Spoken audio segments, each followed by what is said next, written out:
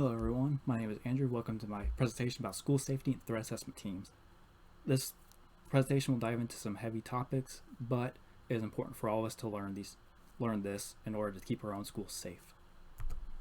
So in the TCTA Survival Guide, we know that in the 2019 legislative session, we saw a renewed push for resources for student mental health and well-being in response to the charge to promote school safety. Districts are now required to incorporate digital citizenship into the curriculum, including the criminal consequences of cyberbullying.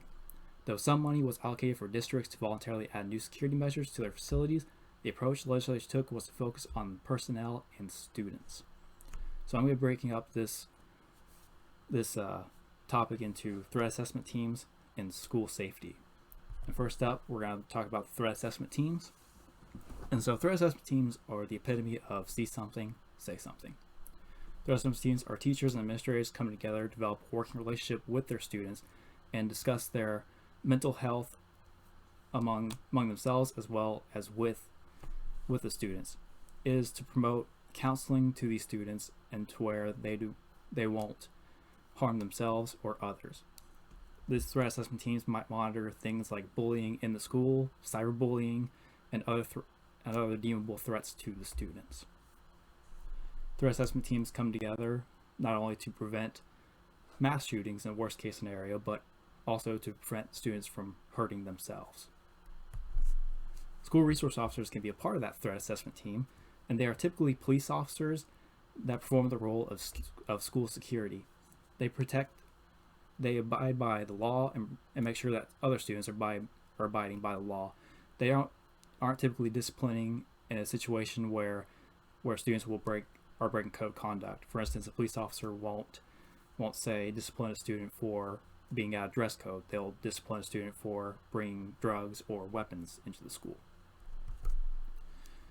And now we get into school safety, which school safety is securing school from both internal and external threats, as well as being a deterrence for those external and internal threats. So there's ways of securing the school. I've listed 5 of them here, but there are many more than this. The first, and we've already talked about, school resource officers. Just having a police presence on campus can reduce the amount of threats to the school. Another way is having double entry doors. Having a plan is probably the most important. Keeping teachers and administrators' doors locked at all times, and in the worst case scenarios, night lock or other similar products. So the most important is probably having a plan, listening to school announcements and having a plan in accordance with what those announcements mean. So in a case of emergency, knowing where to hide or where to shelter in place where students can be safe away from doors and windows, knowing where and how to evacuate, having a plan for your primary and secondary exits, having a go bag that includes a first aid kit, EpiPens, Narcan, and a class roster. Once you get to your safe location outside the school, take attendance and make sure that you have all students accounted for, and have a system where you can hold up say green or red cards where green card means that you're all good, or red card means that you have an issue and need an administrator to come help you. And all teachers should know how to administer first aid, or at very least an EpiPen and Narcan, just in case worst case scenarios do happen.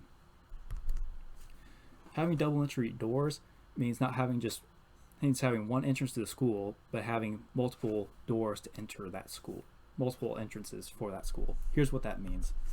So in this little diagram that I drew up, down here you have the front entrance to the school, where in my school, where I substitute, we actually have a ring doorbell where people who don't have prior authority to come, they can ring that doorbell and be buzzed in by administrators if they are deemed not a threat, and come into the secretary of principal's office and establish what they're there for. So in other words, students can come in through this front door, and then the secondary door here enters into the school. And people who don't need to be there can enter this front door and enter into the secretary or the principal's office, where they can gain access to the school if they're deemed not a threat. So another thing is keeping all doors locked. So at the school I substitute that, we always keep our doors locked. And it's kind of a pain when students need to go to the bathroom and have to come back, you have to let them in, but studies have shown that no child has been killed in a school shooting behind a locked door. So this just provides a means of security for yourself and your students, and it also buys enough time, buys life-saving time for police and emergency responders to come to your aid. In worst case scenarios, night lock or similar products can be used. This image down here is what the night lock product looks like and what it does. And so in the worst case scenario, you can slip that night lock product down and no one can enter into your room without a special tool that is only provided for school administrators and police. Those are the only two districts that are allowed to have that sort of tool. And so it is also vitally important that no matter what announcement comes over the intercom, to make sure you stay in place, and when the threat is truly taken care of, someone from the police department or the school staff will come and open your door for you. I know this topic can be heavy, but it is important that we all learn so we can all keep our schools safe. Thank you for listening to my lecture.